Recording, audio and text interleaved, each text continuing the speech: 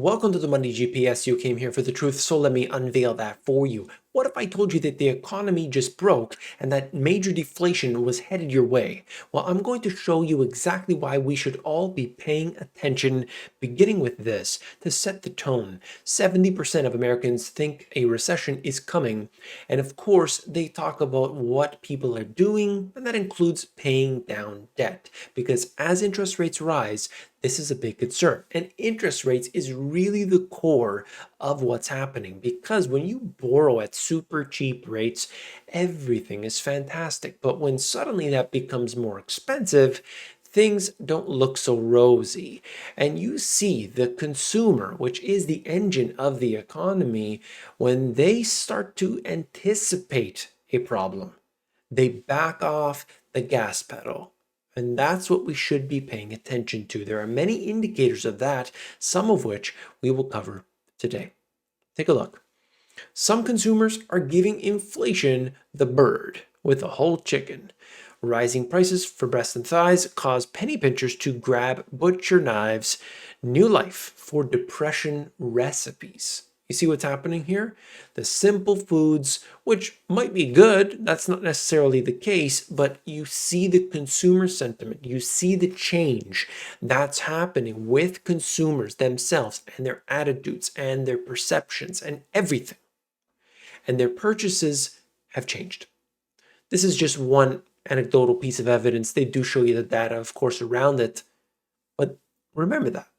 What are consumers doing? What are they buying less of? I've covered that in previous videos, and we will see the direct impact on, in particular, where inflation is hitting the hardest, as well as where interest rate rises make the most difference.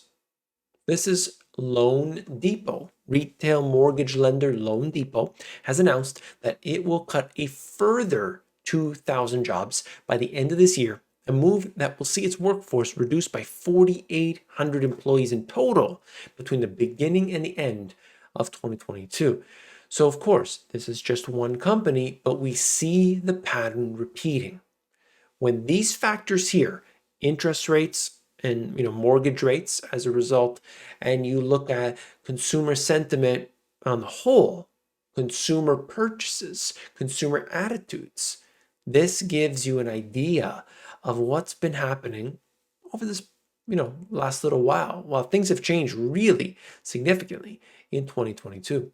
Klarna customers seek loans for groceries as debt risks rise. So this is a type of company, the buy now, pay later. And essentially what they're saying here is, according to their data, people are using their service to purchase groceries. Now, I don't know the ins and outs of this particular company or any of the other ones. This is just one company. But to me, if you are using a buy now, pay later service, you probably don't have the money to pay right now. It would seem that way anyway.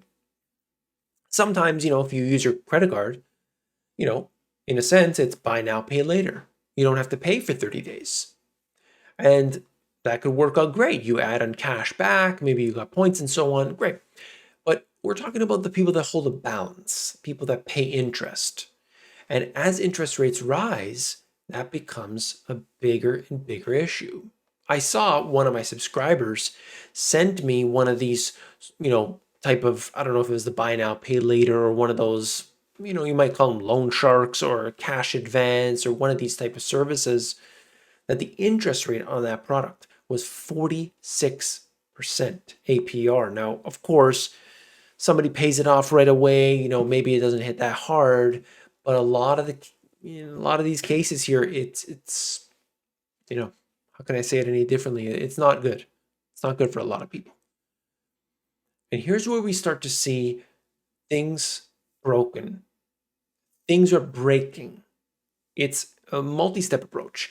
It's, looking at this, zooming out and seeing it from 30,000 feet up in the sky. Freight rates are starting to fall as shipping demand wavers. Now that's way different than what we saw previously. Do you agree? Let me know. Shippers are trying to reset contract agreements to cut expenses, but costs remain several times higher than they were previously, whether it's employees and many other factors.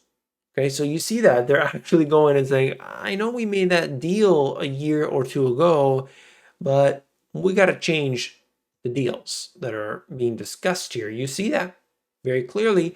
A lot of them are off their highs, whether it's LA to Shanghai, which is a popular route, or just looking at in general composite container index coming down. Depends on the route, depends on the company, depends on many factors, but the general trend is down. This is a point I wanted to make before I move on to the next one. To support the channel, simply hit that thumbs up button.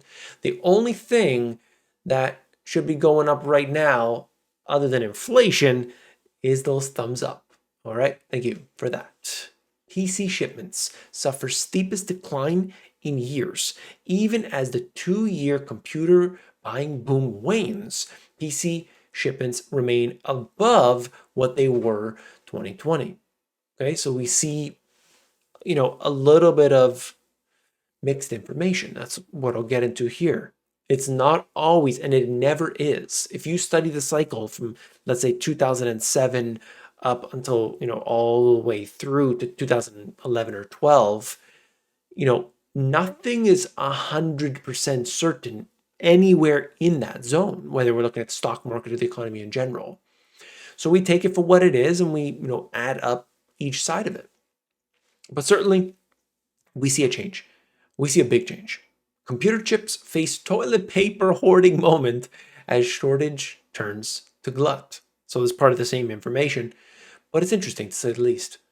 Okay, a supply chain, crisis triggered the, all the PCs, the smartphones, the shortages, and this and that. All of that suddenly changed over 3 weeks from May into June as high inflation, China lockdowns, and Ukraine dampened consumer spending, especially on PCs and smartphones. Now, what they don't want to tell you here, or didn't tell you here, is that it's the consumer itself worrying and starting to say, you know what, my iPhone that I bought 6 months ago, it's pretty good. I don't need to upgrade it right now. That's the kind of thing that's happening. It's not as if people are selling everything and they're running to their bunkers, but it's kind of like, well, you know what, I'm okay with what I have. That's what's happening here. Now this is getting interesting. Out of Barron's, car repos are exploding. That's a bad omen. So they do get into all the nuances of it. And you could see this. I believe I have that chart right there. But looking at it, sticker shock, used car prices are more than $10,000 above typically expected levels. Or what one observer says is a bubble that is beginning to show signs of bursting soon. This is getting into the details. I won't have time, of course, but I just wanted to show you that what had come up is coming down. In line with this, I showed you the data, I believe, in yesterday's video. If you haven't seen it already, definitely check it out, where consumer spending, Bank of America, I believe it was, gave the details. And while we saw this huge surge, as soon as all, that cash that was being thrown out there stopped, this huge surge in credit card spending occurred. And that tells us some interesting information. Why are they cutting back on their spending? Have they maxed out? Well, it is at a record high. Or are they simply saying, you know what, I'm a little bit uncertain about the future. I'm going to stop all these purchases. That can't tell, but it looks interesting. Long Beach container backlog crosses red line as delays mount. Long dwelling containers in the port of Long Beach now up 9% versus October 28. So we see this time and time again. It depends. What port, what type of freight. I mean, there's so many different things that are happening today. However, just looking at it over this period of time, it has increased. And this is, the time in which we see a natural surge is the fourth quarter of the year. That happens. That's normal. To see the surges like this, I mean, I don't want to say it's truly unusual, but perhaps a bit unexpected. Global energy crisis likely to get even worse in the coming months as we see energy prices rise, whether that's in the US or Germany, as I'll show you in a second, it really dampens down inflation to some degree. And this is, you could argue, what they want to create, to get inflation down, to keep the people calm. But this at the same time is just showing us that when prices go up, consumers get hit. Markets plan doomsday scenarios if Russia turns off the gas. So, I'm not going to get into the whole scenarios and what they believe in speculation and all that. But understand that if this does happen, which I discussed in yesterday's video, that there is a big concern. There's no doubt about that, okay? And you could see Nord Stream for a 10-day period shutting off the gas for maintenance. We'll see if that comes back on. This is Germany's power prices going to extreme levels. My friends in Germany, please let us know what's happening. The euro reaches parity to the US dollar. This has become a big concern because imagine this, now you're paying for all this stuff. You're paying for it in US dollar. Suddenly things are 20% more expensive on top of inflation. It's hard, right? There it is in chart form. Haven't seen this since 2002. Extreme to say the least. New Zealand increased their interest rates as well. They're tamping down inflation. Got too hot. All central banks are doing so. Okay, so 2.5% in New Zealand. My friends in New Zealand, I'm watching closely. And so same thing with Australia too. Okay. And then this is just talking about the droughts that are occurring. I was reading a bunch of different articles, looking at all this data. I just pulled this up simply as a prop to tell you the droughts are getting more serious. The heat waves are getting more serious. People aren't prepared.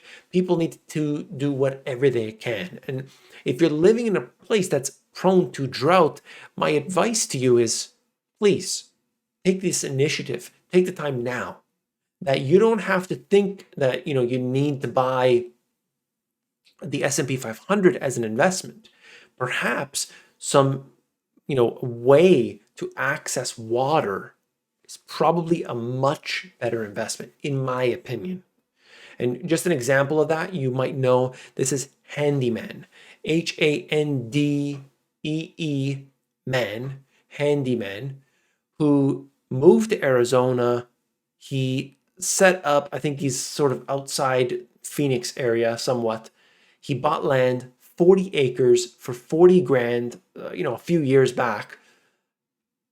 Took this completely desert, nothing on it except a bunch of these trees that are just naturally growing here, and has built structures, gardens, fruit trees, all these different things to build up the land, catching water, solar panels, completely and entirely off grid. He did it himself. He's knowledgeable on the subject, did most of it himself anyway.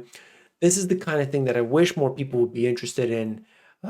It's just the way it goes. Okay. So this is just a little bit of, you could say good news, or I don't look at it good or bad. But anyway, the point is, if we want to be smart about this, we need to take control of each and every step. And I hope people just get wise to the reality of the situation and what's happening here, okay? If you appreciate the information, hit that thumbs up button. Hit it once, hit it twice, hit it thrice, and of course, join the 282 crew. 282 crew, that's 282,000 people that are here on this channel, tuning in every single day for the latest and greatest. I'll see you on the next one. Take care.